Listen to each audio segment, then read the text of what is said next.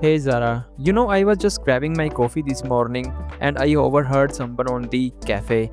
They were talking about how utterly exhausted they felt. Not from a long day, but just from the thought of going to work.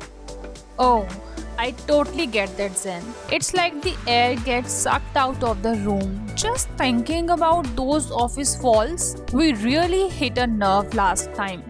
Talking about all that pointless work and constant drama, didn't we? We absolutely did. Exactly.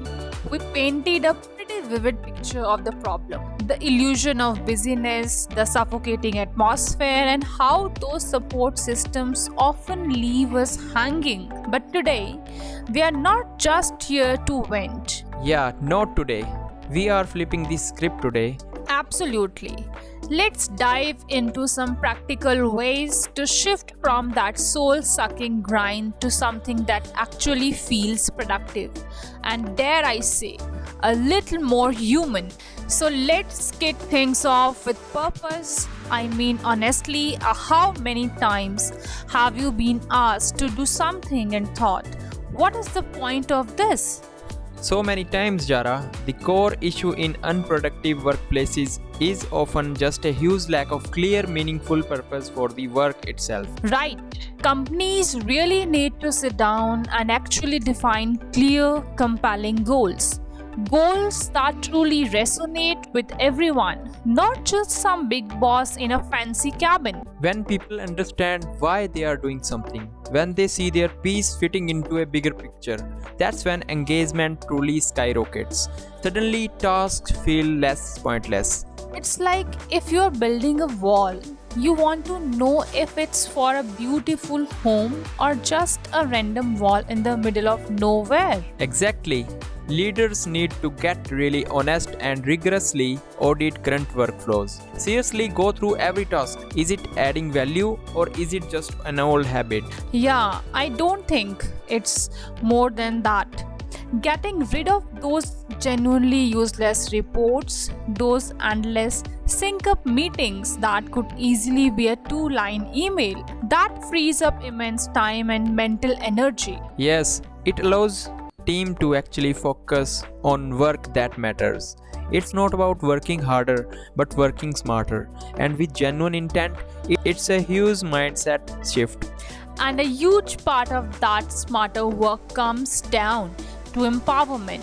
So many workplaces are still stuck in micromanagement, especially here in India.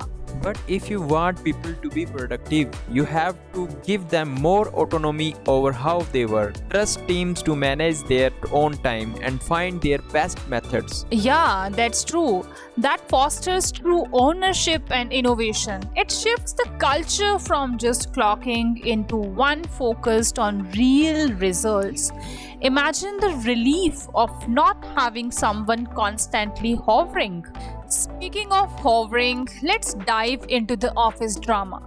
It's like a constant low hum of negativity in some places, isn't it? It just saps all your energy. Yeah, it really does. To combat that, fostering radical transparency and genuinely open communication is vital. Companies need to create truly safe spaces for their people. Yeah, I completely agree. Where people can give feedback without fear, where concerns are actually heard and acted upon, not just politely ignored. That builds trust, which is key. And it's very rare these days. Yeah, absolutely. Trust is the ultimate antidote to back-channel gossip and petty politics. When people feel heard, the need for whispers just disappear. And alongside that, we absolutely have to talk about the unequal workload distribution. The silent killer. So many teams, especially when some are just cruising. While others are drowning, constantly picking up the slack.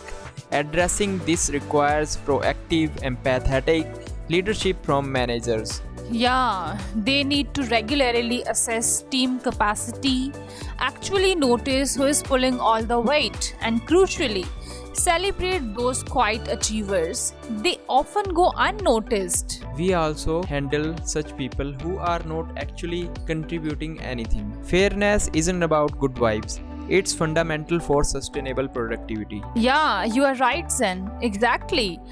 Because when a few people carry the entire load, eventually they just burn out and break. It's not sustainable.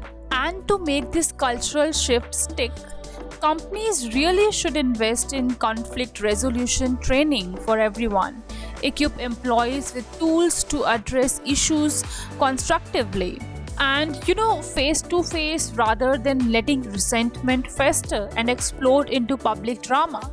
A skilled mediator can transform an argument into productive dialogue. Yeah, it's about building a culture where people can disagree respectfully and solve problems like adults. That makes for a much more productive environment for everyone. It just changes the air in the room. Yeah, you really changed the air. Now let's talk about HR on a serious note, because they are often seen as the first line of defense, or sometimes sadly the first line of disappointment. And what I feel is HR needs a pretty radical shift. They have to transition from being just a compliance police force, ticking boxes, to becoming a true employee advocate and a proactive culture builder. This means genuinely prioritizing human well being, actively mediating conflicts with a fair hand, and demonstrating tangible, visible support for employees. It's about being human resources, not just corporate resources. Yeah, absolutely. And for that to happen, they can go for anonymous feedback through regular surveys, thoughtful town halls, and crucially, honest exit interviews. But it's not enough to just collect the data. They need to act on that data transparently, showing employees that their voices lead to real, measurable change.